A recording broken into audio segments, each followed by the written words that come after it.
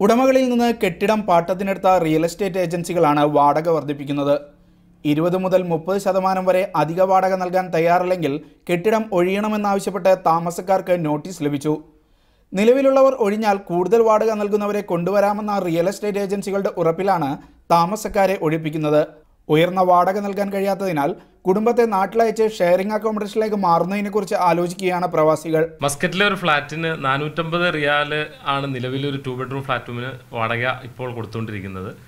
ഇത് 30%, 20 മുതൽ 30% വരെ വർധനവ് അതിനകത്ത് വരുമ്പോൾ ഒരു ആവറേജ് 120-130 റിയാൽ അധികം ഒരു മാസം ഒരു കുടുംബമായി താമസിക്കുന്ന ഒരു പ്രവാസി കണ്ടെത്തേണ്ട അവസ്ഥയുണ്ട്. ഇതൊരു സാധാരണക്കാരനെ പ്രവാസിക്ക് അവൻ്റെ കുടുംബ ബജറ്റിനെ എല്ലാ അർത്ഥത്തിലും താളം തെറ്റിക്കുന്ന ഒരു അവസ്ഥയാണ് സംജാതമായിട്ടുള്ളത്. വർഷം 15% കൂടുതൽ വീട്ടുവാടക വർദ്ധിപ്പിക്കരുതെന്ന മസ്കത്ത് മുനിസിപ്പാലിറ്റിയുടെ നിയമം നിലനിൽക്കുമ്പോഴാണ് 30%-ഓളം വർധന ഒറ്റയടിക്ക് നടപ്പാക്കുന്നത്. വാടക കരാർ രജിസ്റ്റർ ചെയ്യുമ്പോൾ വർധന മുനിസിപ്പാലിറ്റി ശ്രദ്ധിക്കാതെ പോകുന്നു എന്നാണ് മറ്റൊരു പരാതി. എന്നാൽ നിയമം ലംഘിച്ച് വാടക വർദ്ധിപ്പിച്ചാൽ അക്കാര്യം രേഖാമൂലം പരാതി നൽകണമെന്ന് മുനിസിപ്പാലിറ്റി വിശദീകരിക്കുന്നു. നിരവധി കരാറുകൾ രജിസ്റ്റർ ചെയ്യുന്നതിനാൽ അവ സസൂക്ഷ്മം പരിശോധിക്കാൻ കഴിയില്ലെന്ന് അധികൃതർ പറയുന്നു. ഗൾഫിൽ താരതമ്യേന വാടക കുറഞ്ഞ രാജ്യമാണ് ഒമാൻ.